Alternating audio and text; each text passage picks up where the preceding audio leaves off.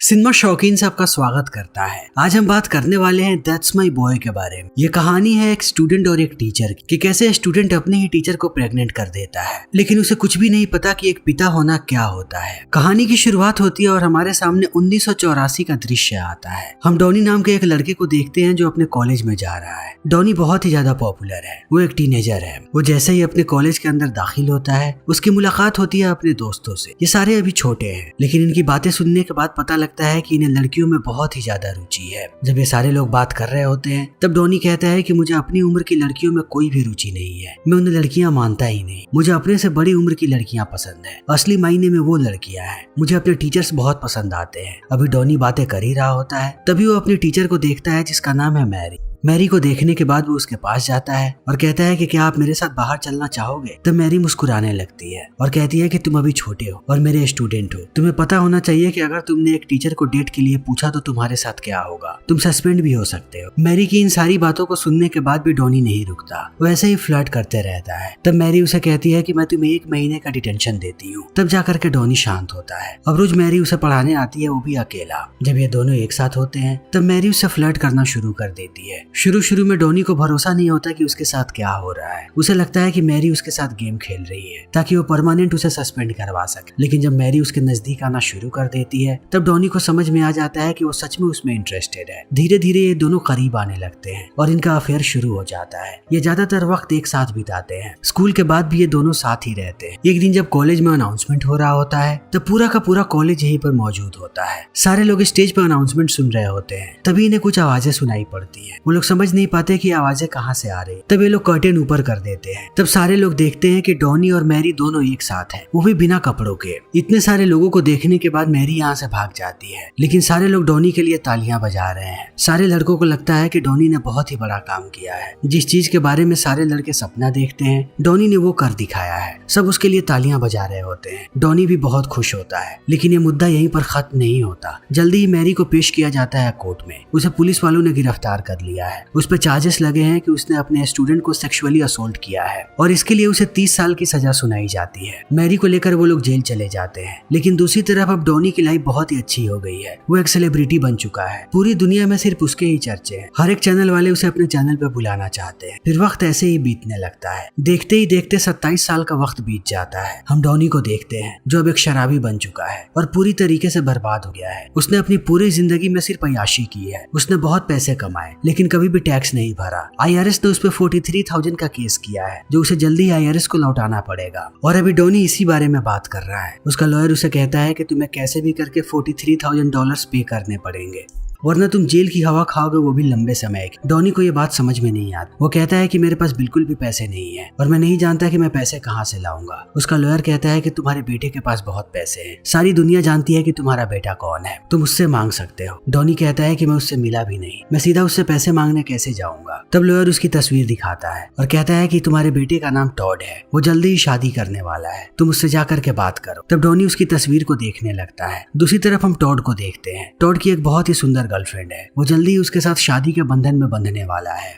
Tod की girlfriend का नाम है जेम। वहीं दूसरी तरफ हम डॉनी को देखते हैं। अब टॉड के बारे में वो सारी चीजें पढ़ रहा है। उसे पता लगता है कि टॉड बहुत ही ज्यादा अमीर है, लेकिन वो दुनिया को नहीं बताना चाहता कि उसका पिता कौन है। इसीलिए उसने अपना नाम बदल लिया और वो सबको कहता है कि उसके पिता की मौत हो गई है। डॉनी को ये बात बहुत बुरी लगती है। वहीं दूसरी तरफ हम टॉड को देखते हैं। टॉड अपनी गर्लफ्रेंड को लेकर के जाता है अपने बॉस के घर पे। ये लोग तब तक यहाँ पर रहने वाले हैं जब तक इनकी शादी नहीं हो जाती। तभी हम जेमी के भाई को देखते हैं। वो बातों ही बातों में मजाक करता है टॉड से और कहता है कि अगर तुमने मेरी बहन को कोई भी तकलीफ, तब मैं तुम्हें जिंदा नहीं छोड़ूंगा। वहीं दूसरी तरफ हम डॉनी को देखते हैं, जो मिलने जाता है अपने एक दोस्त से जिसका नाम है वनीला। वो उसे अपनी पूरी सिचुएशन बताता है और कहता है कि मुझे पैसों की बहुत ही ज्यादा जरूरत है। वनीला कहता है कि अगर मेरे पास पैसे होते भी तब भी मैं तुम्हें नहीं देता, क्योंकि मुझे पता लग गया है कि तुम मेरी माँ के साथ सोया करते थे। फिर इस बात पे इन दोनों के बीच आर्ग्यूमेंट होने लगी है और ये लड़ने लगते हैं। लड़ाई के बाद डॉनी समझ जाता है कि उसे यहाँ से पैसे नहीं मिलने वाले। तब वो जाता है एक टीवी प्रोड्यूसर के पास और कहता है कि तुम मेरे साथ एक शो बना सकते हो, तुम्हें तुम्हें पता है मैं कौन हूँ और मैं कितना ज्यादा पॉपुलर था। प्रोड्यूसर कहता है कि मैं तुम्हें किसी भी शो पर नहीं बुला रहा,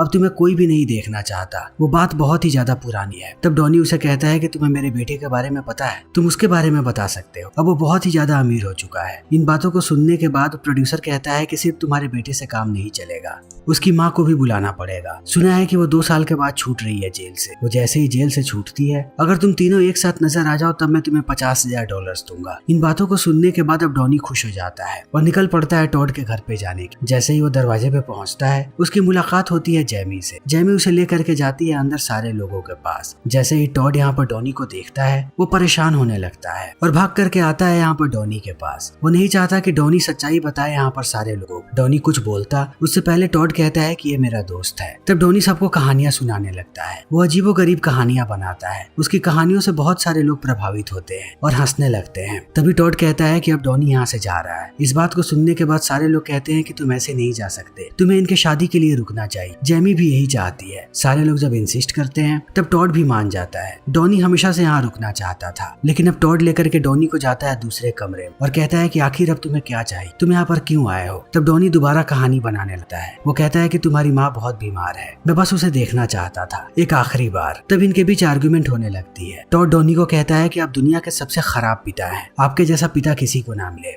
लेकिन डॉनी को इन बातों से कोई फर्क नहीं पड़ता, वो ऐसे ही हंसते रहता है। तभी यहाँ पर जेमी आती है और सबको बाहर कॉकटेल पार्टी के लिए बुलाती है। तब डॉनी जाने लगता है। टॉड उसे रोकता है और कहता है कि बाहर जाने से पहले आपको टाई पहननी चाहिए, क्योंकि ये कोई छोटी मोटी पार्टी नहीं है। डॉनी कहता है कि टाई मैं नहीं पहनता, वो मेरा काम नहीं है। तब टॉड उसे $100 देता है। पैसे देखते ही डॉनी टाई पहन लेता है। वो बाहर आता है और फिर से कॉमेडी करना शुरू कर देता है। उसके चुटकुले सुनने के बाद लोग दहाड़े मार मार के हंसते हैं। सबको डॉनी बहुत पसंद आता है। तभी गेस्ट में से एक आदमी पहचान जाता है डॉनी और कहता है कि तुम वही लड़के हो ना जिसने अपने टीचर को प्रेग्नेंट कर दिया था। तब धीरे धीरे करके सारे लोग उसे पहचानने लगते हैं और कहते हैं कि तुम सबसे पॉपुलर हुआ करते थे, आखिर तुम्हारे उस बच्चे का क्या हुआ। तब डॉनी कहता है कि बड़ा होकर के वो बहुत ही ज्यादा बदतमीज हो गया। तभी यहाँ पर हम टॉड के बेस्ट फ्रेंड को देखते हैं, जो उसका कलीग भी है। सबको पता था कि वो उसका बेस्टमैन बनने वाला है, लेकिन वो अनाउंसमेंट करता है और कहता है कि मैं देख रहा हूँ कि टॉड कितना अच्छा दोस्त है डॉनी का, इसीलिए मैं चाहता हूँ कि अब डॉनी उसका बेस्टमैन बने। लेकिन टॉड को यह बात पसंद नहीं आती, मगर टॉड मना करता उससे पहले डॉनी चला जाता है माइक के पास और अनाउंसमेंट करता है कि वो बहुत खुश है, वो बेस्टमैन बनने को तैयार है और इसी खुशी में वो चाहता है कि सारे लोग बेसबॉल का मैच खेलें। इस चीज को देखने के बाद सबके सब खुश हो जाते हैं और चले जाते हैं खेलने के। सबके सब बेसबॉल अच्छा खेलते हैं, यहाँ तक कि यहाँ की दादी और बच्चे भी। अगर कोई सबसे खराब बेसबॉल खेलता है तो वो है टॉड। सारे लोग टॉड पर हंसते हैं, लेकिन टॉड को इन बातों से कोई फर्क नहीं पड़ता। वो वापस चला आता है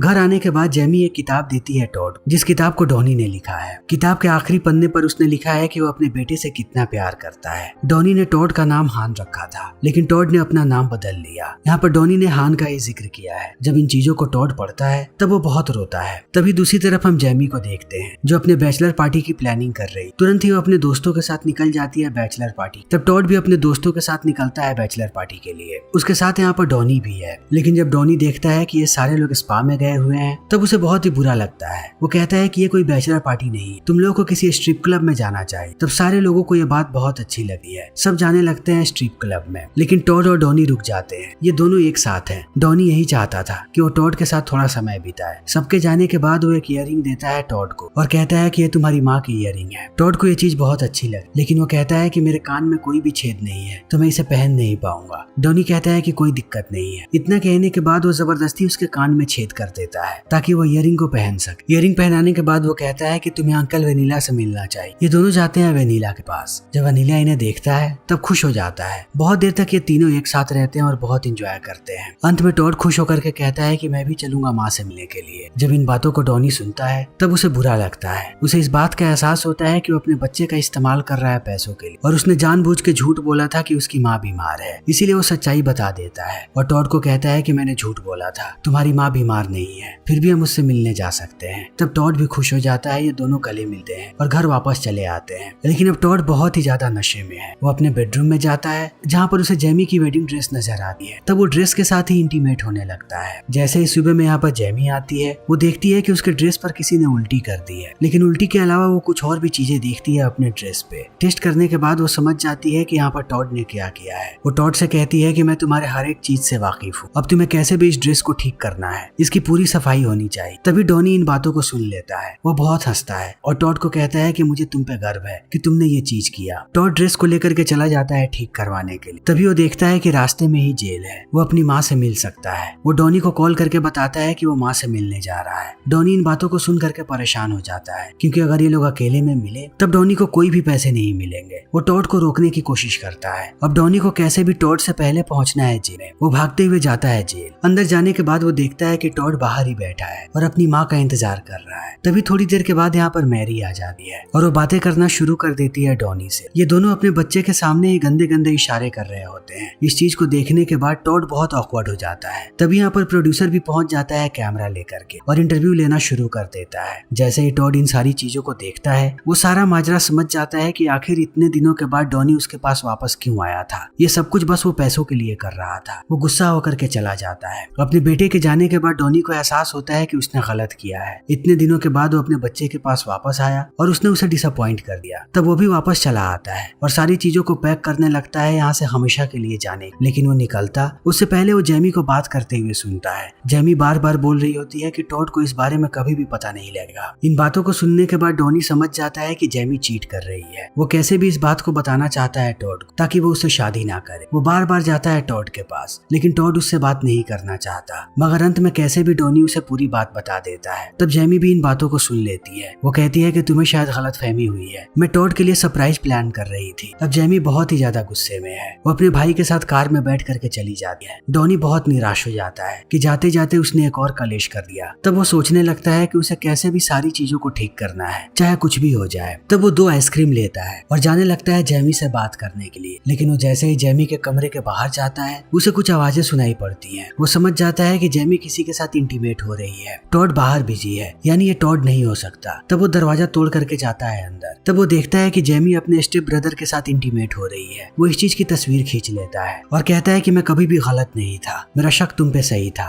मैं इस तस्वीर को अब दिखाऊंगा टॉड को, तुम लोगों की शादी कभी भी नहीं हो सकती। इन बातों को सुनने के बाद जेमी कहती है कि मुझे पता है तुम्हें पैसों की जरूरत है, अगर तुम इस राज को छुपाओ तब मैं तुम्हें पैसे दे दूं। डॉनी थोड़ी देर तक सोचता है और अंत में वो एक्सेप्ट कर लेता है। तब जेमी उसे चेक दे देती। डॉनी घर वापस आता है और रात भर इसके बारे में सोचते रहता है। सुबह उसे एहसास होता है कि वो गलत कर रहा है। इस तरीके से वो अपने बच्चे की जिंदगी बर्बाद कर गया। अंत में वो निश्चय करता है कि उसे कैसे भी टॉड की शादी को रोकना है। वो भागते हुए जाता है वनीला के पास और कहता है कि मुझे तुम्हारी गाड़ी की जरूरत है। वनीला भी राजी हो जाता है। ये दोनों तेज ड्राइव करके पहुंचते हैं शादी वाली जगह और बीच में आकर के शादी को रोक देते हैं। डॉनी दूर से चिल्लाने लगता है और वो टॉड को कहता है कि ये लड़की तुम पर चीट कर रही है। लेकिन टॉड को इन बातों पर भरोसा नहीं है। तब डॉनी उसे चेक दिखाता है और कहता है कि इस राज को छुपाने के लिए इसने मुझे चेक दिया था, लेकिन मैं इस चेक को फाड़ रहा हूँ क्योंकि अब मेरे लिए पैसा नहीं बल्कि मेरा बच्चा ज्यादा इंपॉर्टेंट है। वो सबके सामने टॉड को अपना बच्चा कहता है और सबको बताता है कि टॉड उसी टीचर का बच्चा है। इस बात को सुनने के बाद अब सारे लोग आश्चर्यचकित रह जाते हैं, जेमी भी।